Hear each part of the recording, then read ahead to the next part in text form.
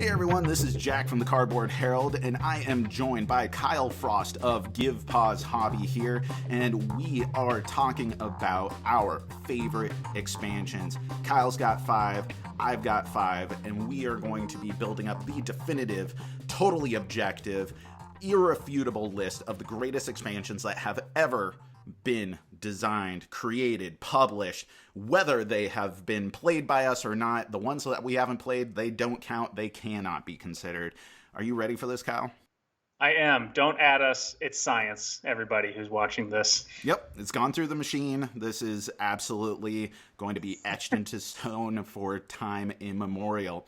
And as a little bit of bookkeeping, I do want to say that this is something that kind of came up as Kyle and I are fans of each other's channels, and we thought that it would be a great little, team up, like a Marvel team up or something. I'm not sure which of us is Luke Cage and which of us is Iron Fist, but we are doing 2 videos. We have this one that's going up on the Cardboard Herald, and then we'll have another list that's going to be our 5 Love at First Play games each. So hopefully 10 by the end, unless we have some overlap, going on at GIVEPAUSE Hobby. So be sure to check that out. And I've been talking for a while, so I'm going to need you first. Before we get into the top 5, Kyle, what was your scientific reasoning for picking some of your expansions? For me, it was expansions that really took a game to the next level. And for some of the ones on my list, there were games that were already well established, like they were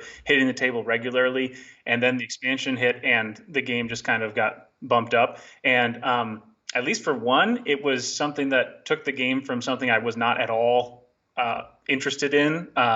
And it brought it like way onto my radar. So they're games, like expansions that had an impact on the base game.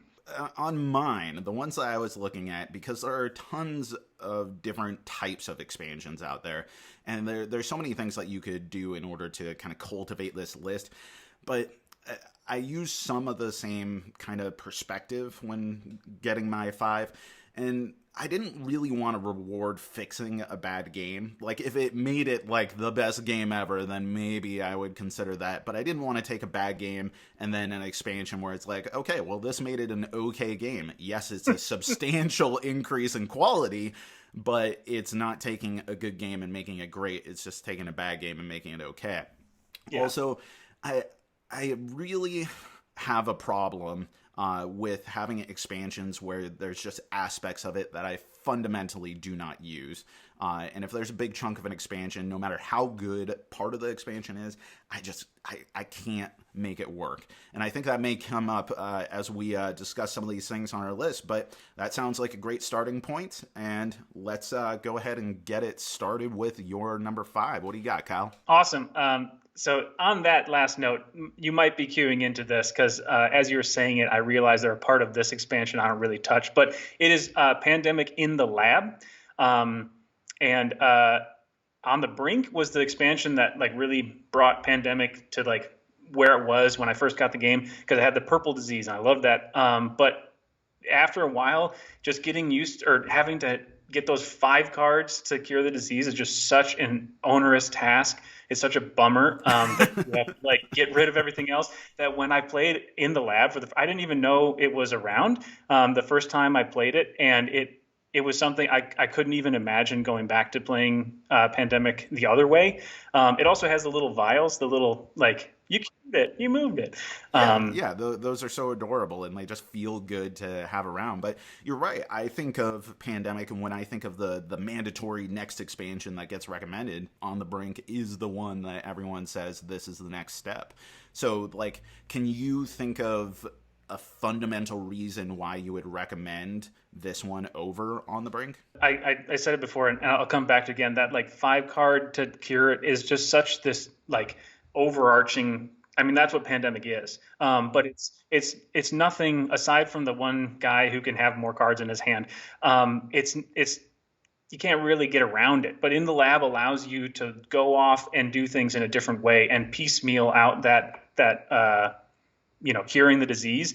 So it's more of a process rather than like, oh, I finally did the thing. thank goodness I can get rid of these cards and I can look at the next thing. Like you can dole it out. And also I think it helps with the quarterbacking problem a little bit because the person who's in the lab title line, they can like focus on that. And the people can focus on their different parts as opposed to, the one uber brain telling everyone the best turn that they should be taking. Yeah, I like that. It kind of adds a level of asymmetry, and not just asymmetric powers, but also like fundamental different roles in what you are trying to achieve in the game. Well, my number 5 is an expansion that is really 2 expansions. So already I'm kind of cheating here. It is Champions of Midgard, Valhalla, and Dark Mountains. Now, I consider these one expansion. They were released as separate retail products at the same time. And I don't know, to me, I like throwing it all in at once. I feel like they were designed as compatible expansions and they were just separated in kind of a shady way. I mean, sure, Gray Fox, do whatever you want to do.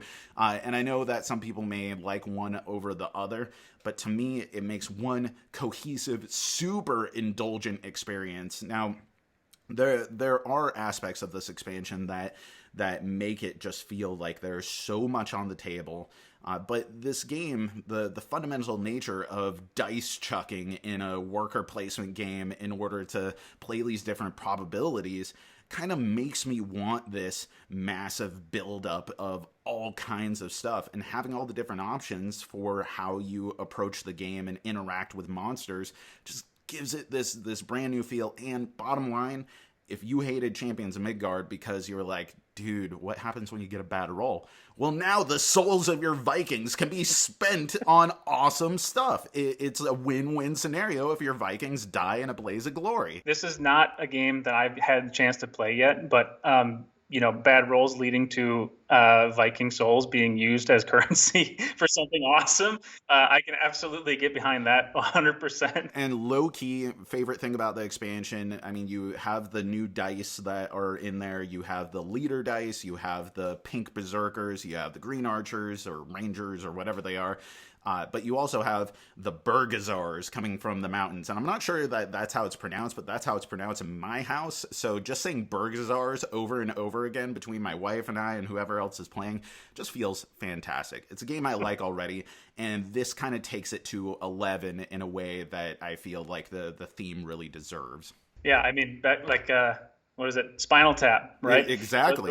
So, all right, so my number 4 for best expansions is Lords of Waterdeep and the Scoundrels of Skullport.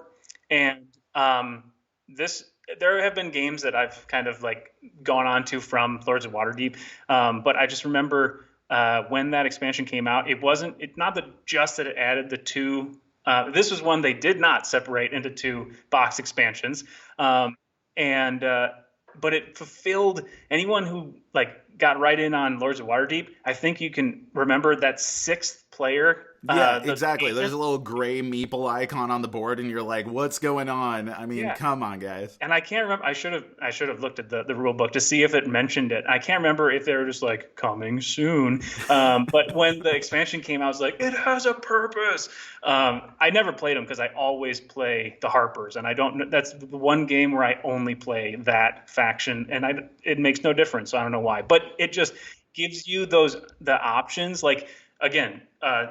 To 11 with the Undermountain expansion, where just everything is bigger, and then the Scoundrels of Skullport with the skulls, just like watching your friends either become like these like goopy, evil, just like under city dwellers of just doing all the back alley trading and getting all this corruption, or becoming just like the total rules followers and total buzzkills. You're like, no corruption for me. It's such a fun, such a fun change to that game. Yeah, it was a really strong contender for my list. I mean, Lords of Waterdeep is one of my favorite games. Even still, after playing it a bajillion times, I still love coming back to it. And this expansion is something that I always use.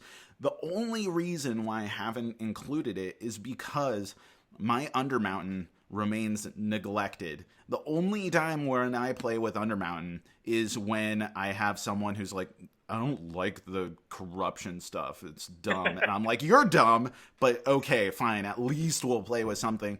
And so, like, it feels to me like I have this chaff on the side. And that may be something that other people get a lot of use out of. I mean, it does feel really good when you're like, dude, I got a 40-point quest.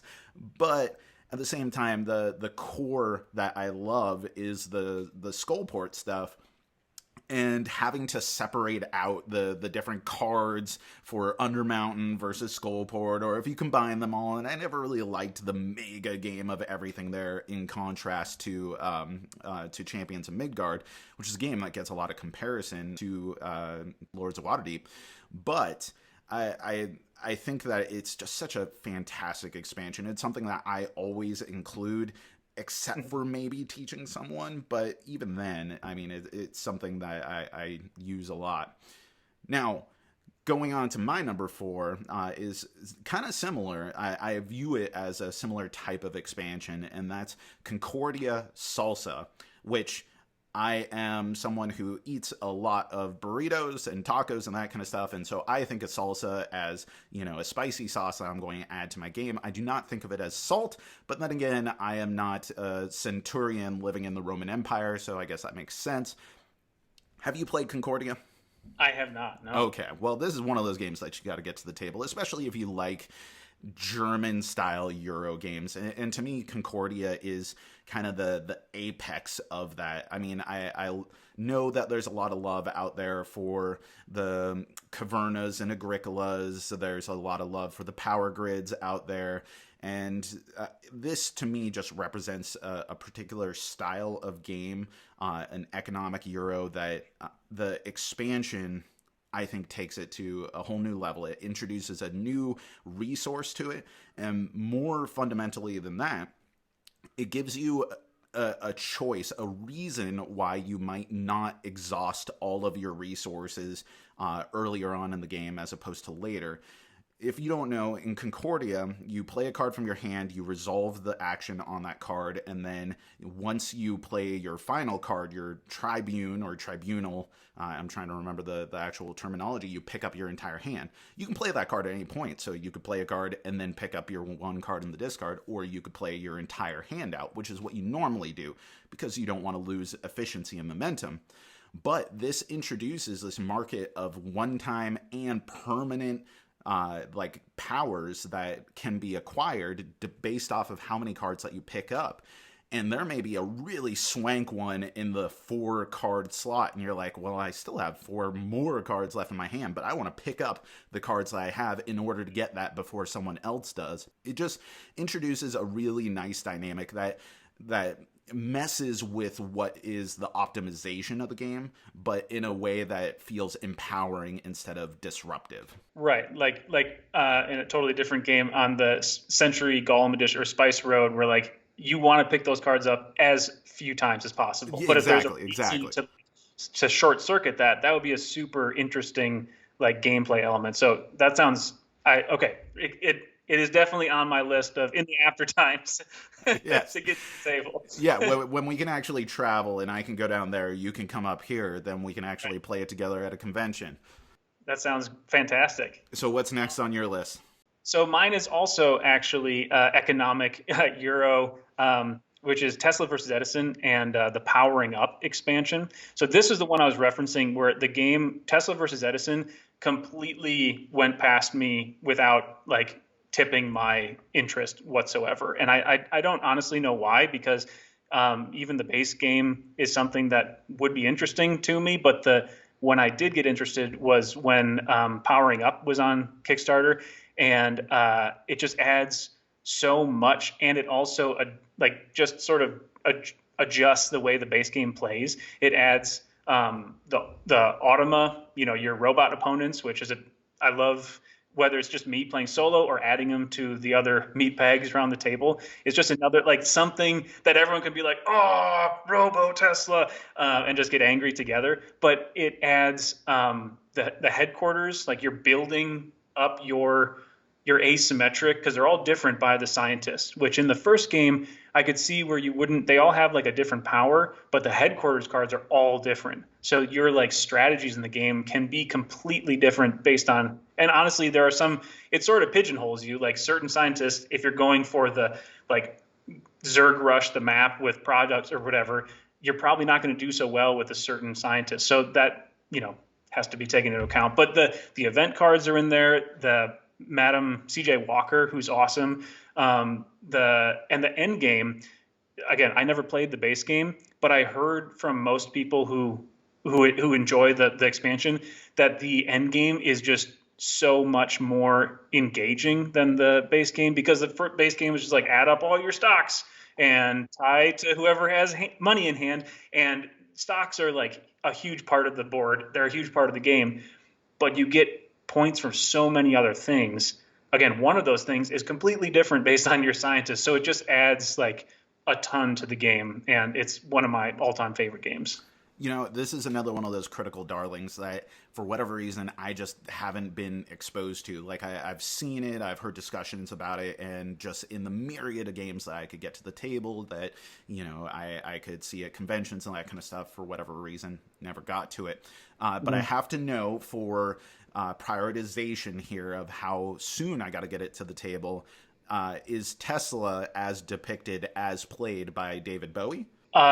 He is not. This well, that brought it down a few notches there. And as Edison, do you end up being forced as the player to electrocute an elephant to death? I'm not going to say Edison needs to, but it is in the game. Oh, again, my God. Okay. So it's so like, it's so cool. And this is a game that there are certain games, like my wife is just like, I don't know how you like those games. And this is one of them. She's like, no, we're not playing that game.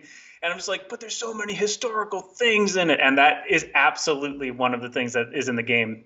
But again, it is not Edison specific. I can't tell if that makes me want to play it more or less, but either way, it's a really intriguing game and a really good recommendation by you. Now, for my number 3, I have Viticulture's Tuscany Essential Edition, and this actually kind of dovetails into what I was thinking about when we were just spitballing ideas for lists that we could do, and Top 5 Expansions was one that I thought about because we've had a lot of really good expansions in the last year. One of those, I personally am a really big fan of the new Wingspan expansion, Oceania, but I really haven't had enough time to let it kind of ruminate, to kind of absorb, to make a objective decision that this is permanently going to be etched in history as one of the all-time great expansions. But it drew on a lot of the feelings I had for Tuscany, which I do think is just a monumental expansion. Now, there is a little bit of weird history here. Viticulture came out, then Tuscany came out, and then Tuscany had a bunch of garbage in it. And so Jamie Stegmaier went, okay, we're going to make Viticulture Essential Edition, which takes the best parts of Tuscany and incorporates them. And I think Viticulture Essential Edition is one of the best board gaming packages ever made. Like, if someone was like, what's an easy recommend as far as a board game? I mean, that's right up there with like Jaws of the Lion. Just like, this is so cohesive and a great experience for beginners and experienced players alike. But then Tuscany Essential Edition was just a few modules that could be wrapped into that on top of what was already put into Essential Edition, taking out all of the chaff, the garbage that never really made sense in the original Tuscany, and it's glorious.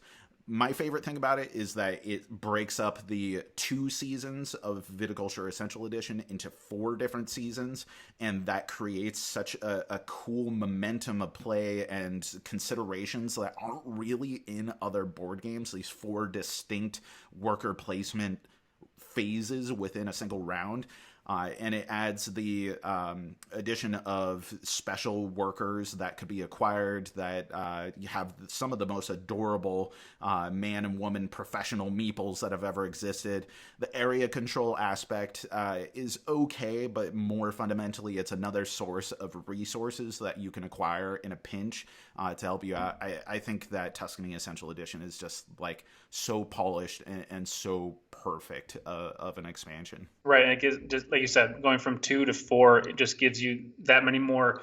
I mean, gaming is all about those interesting decisions and those like moments where you're like, it's working or it's not working, and it's just like, yeah, it's a great addition to the game for sure. So what's next? So for my next one is Spirit Island Branch and Claw, and this one I really wrestled with because I'm loving going through Spirit Island Jagged Earth. Again, I don't know what it is. This is 2 in a row. The Spirit Island was a game that completely just like went right past me. But this one, I was consciously like, I don't think I like that game. And I finally, I'm gonna credit where credit's due. The Cardboard Herald was like you coming back to Spirit Island enough times. It finally was like, you know what? I'm gonna check this out. And as soon as I played Spirit Island, it was just awesome, and I immediately looked for Branch and Claw, and I was lucky enough to find it. And the fact that it takes the game that you can kind of math out some things in base game Spirit Island, and it just like throws a couple of things in your way, some obstacles. Sometimes it helps you out with the events that go on and the different the different tokens that you put on the map. I'm not a huge fan of the 2 spirits that are in Branch and Claw. They're not 2 of my favorite, but the way that it changes the game makes it, for me, a more critical expansion than Jagged Earth, whose spirits I like across the board am liking a lot more than Branch and Claw. I did want to include this, but there's a couple reasons why it just didn't rate on my list. Things like made it a little bit murkier. It is something that I love, and I do always play with the events and the island tokens. I think are fantastic. But it's not something that's secret that this expansion, Branch and Claw, was designed alongside the original Spirit Island, and R. Eric Royce has talked about how it was originally intended to be played as one experience. This was an element of the game from the get-go that they ended up breaking out in order to make it a slightly more accessible game. I'm not saying that that was a bad idea, but it's been hard for me to really view it as an expansion because it was released alongside the original game. It was designed alongside the original game, and by designer intent, it was part of the original game. So it was just one of these ones where I was like, do I include it? Do I not? And I just ended up not putting it on the list. The other part is that the best parts of Branch and Claw, the events and the or I guess not best parts, because I do really like both those spirits, but the things that make it evolve or change or level up Spirit Island, the events and the island tokens, are also included in the more recent Jagged Earth, and Jagged Earth has more than 4 times the amount of new spirits to add. But then again, Jagged Earth was this new expansion, and it didn't necessarily innovate in the way that Branch and Claw did, so I didn't include that either, even though I really love both expansions. So I'm glad it's getting the credit where credit is due on your list here. I just didn't end up putting it there. It's also how I carry all my spirits in that box, because that is hands down my favorite box in the series, is the Branch and Claw one. So all of them are just this like dense brick of awesomeness inside of that. Yep. Well, my next one is kind of an interesting one, and it may be more sentimental reasons than anything else, and that's Caverna, the Forgotten Folk. Are you a Caverna fan, or just an Uwe Rosenberg fan in general? The Agricolas, the Cavernas, the Patchworks, that kind of stuff? I do like a lot of his stuff, and I have played Caverna, but I haven't played with Forgotten Folk. Okay, yeah. So Caverna is just this immense sandbox of a game, and some people love that, some people hate it. To me, I like that this game just is full of possibilities, and you can kind of just shape your own destiny in the game, which is really great. But it does eventually start feeling kind of samey after you've played it a lot, and I've played it a lot. And that's not necessarily a bad thing, but everything is always available from the get-go. And there was a fan variant that started on the BGG forums where someone posted like, hey, I'm trying to come up with some asymmetric powers. I don't know, just fantasy things. We'll see how this works. And I remember that I had this game flagged as a game to send me notifications on BGG whenever someone creates a new thread, and I was like, oh, this seems kind of cool.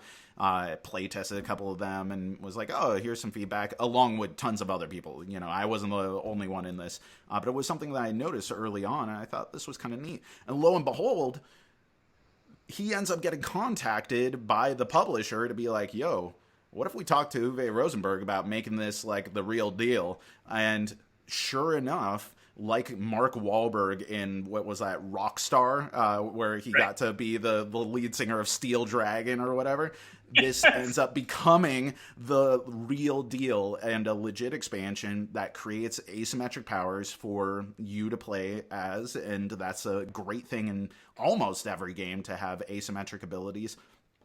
And it adds a lot of replayability to the game because they each introduce new buildings that replace other buildings that can be accessed by anyone. Anyone can purchase these buildings, but it also kind of changes what the limitations are in the sandbox of the game itself. So it just gives this nice sort of again, disruption to what you anticipate in Caverna when you sit down to play. It gives you all these imaginative powers, and it has a great story attached to it. I really love it. Yeah, I was going to say that the origin story is almost worth it alone, just to be like, hey, see this guy's name here next to this other, like, much more well-known name here? Like, yeah, that's just awesome. Okay, so we're at the peak of Expansion Mountain, my peak at least. And that is Root Underworld.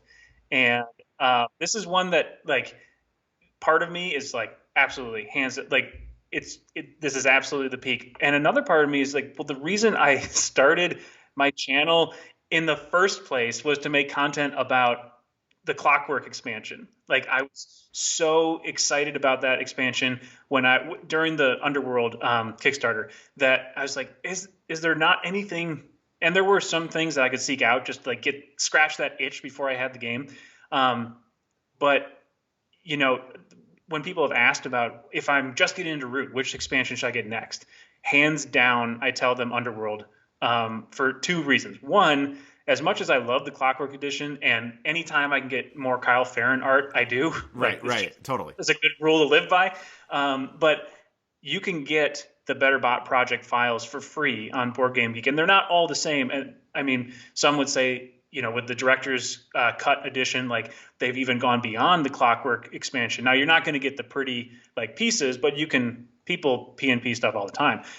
But what's included in Underworld is just so good, and at the top of that is a third militant faction that really stands toe to toe with either the cats or the birds, because while cats is an easy one to kind of pitch to people and get on the board, I found that birds can be a tougher one to teach or for people to stomach, like, just that, you know, programming aspect of it. So to say, like, here are these moles that you get to, like, poop out all over the map, and, like, you put the little crowns on their heads, and it opens up so many more variations for the game. But the Corvids are incredible. The two maps are a ton of fun, and they add, like, really interesting twists into the game.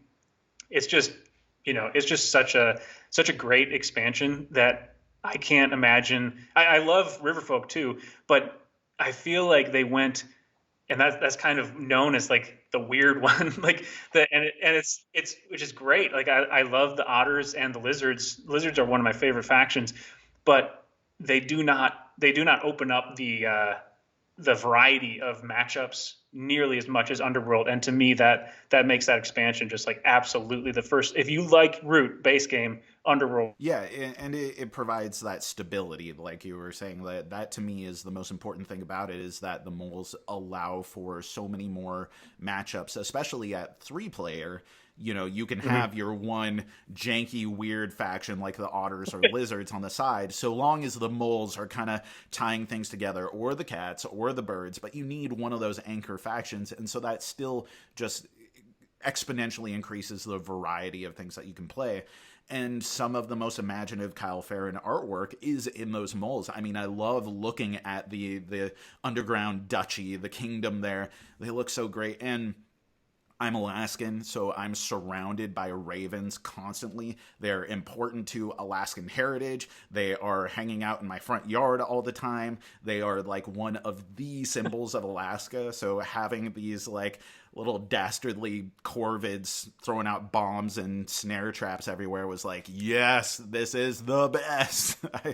They're so. The only thing is, like, when you call them the birds with like the Erie Dynasty, it's tough because now they're not the birds; they're those birds. Well, even still, you can't just say corvids and expect everyone's going to know what's up, because yes, it is the corvid conspiracy, but blue jays are corvids. You know, when you get right down to it, they are part of that family of birds. So, I mean, what I'm really saying is, Cole, Patrick, get your King's Play chess on fine grains of sand down before you start naming all of your different factions within Root.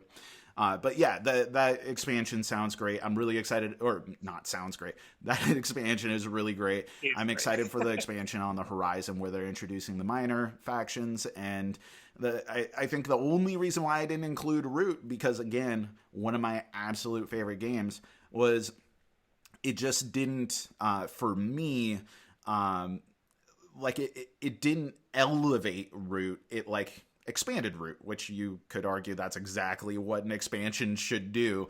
But I already love base game Root, and I think that if you sit down and play base game Root, it's just as good as playing Root with any of the other factions or any of the other maps. It just adds more variety, which is so good as well. But in how I was ordering these, it just didn't come up there. But I love everything that they put out for that game, and I can't wait to see more. Which brings me to my number one, which is maybe no surprise for people who have watched my channel a bunch, but is Terraforming Mars Prelude. Now, this is interesting because Terraforming Mars is, again, I would say right now, Root, Spirit Island, Terraforming Mars are kind of homogenized into my top 3, and you're making me pick between my babies if I have to pick one of those.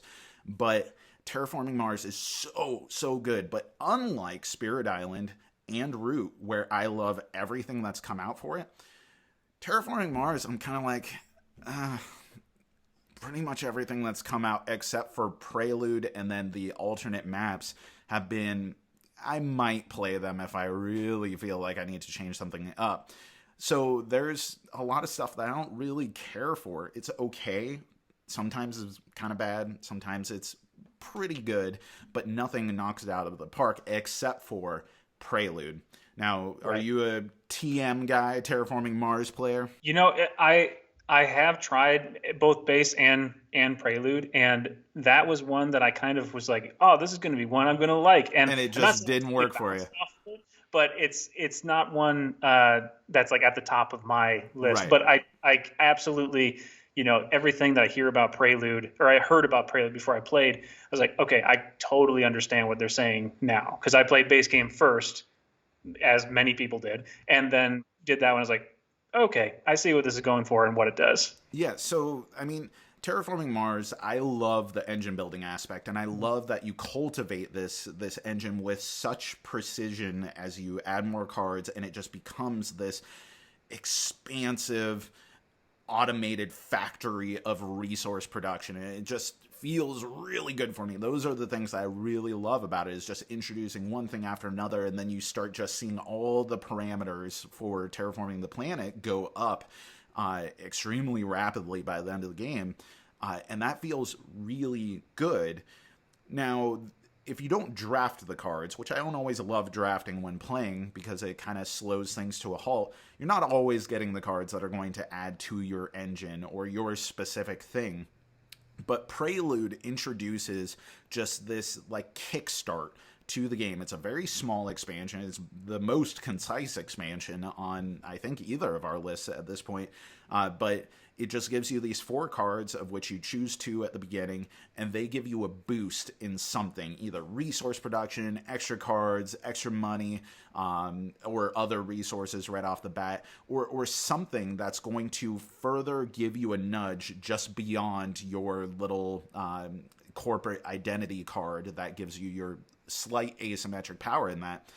And it dramatically speeds up the start of the game and gives you that little edge to lean into so much earlier, and it just feels amazing. I absolutely adore it, and I think that if you were measuring impact to game for the size of component introduction ratio, Prelude is probably one of the best expansions of all time, truly objectively. Just like you get to skip first gear, like you get to just start making the more interesting decisions because you don't have to like, oh, I need to do this just to get this resource. You're already a little bit further down the road. Totally. All right, well, that is going to do it. We actually ended up with 10. So now this is the definitive 10 greatest expansions of all time. We know that, you're entitled to your opinion. If you want to let us know, just know your opinion's wrong if it's not one of these 10. But please do let us know in the comments what your favorite expansions are. What are the ones that you think that we missed? Or if you think we're completely wrong on some of these picks here, particularly on the brink, all you pandemic lovers, go after Kyle here. And be sure to check out the sister episode to this that will go up on GivePauSE Hobbies channel, and you can see us talk about the top 5 each of the games that we loved at first play, and definitely give the whole subscribe and check out all the other content on that channel. Kyle, it has been awesome having you on here. Thank you so much. It's been great to talk about expansions, except for I'm already thinking like what expansions are going to come out now and like potentially break the list, which is it's a blessing and a curse to be part of a hobby that's just constantly expanding. You're like definitive 10, and then something comes out and you're like, let's go back and re-record it. Yeah, exactly. Well, then I'm looking forward to re-recording this, talking about how we were so wrong a year, 2 years, 5 years from now. I'm definitely looking forward to doing more of this with you. All right. Thanks again for coming on to the show, Kyle. Thanks for having me. If you enjoyed this video, we have all kinds of other reviews, interviews, and recommendations via writing, podcasts, and video here on our channel and website, cardboardherald.com. Our content is audience supported, so if you want to show your support, please visit our Patreon. Thank you so much for watching. This has been the Cardboard Herald.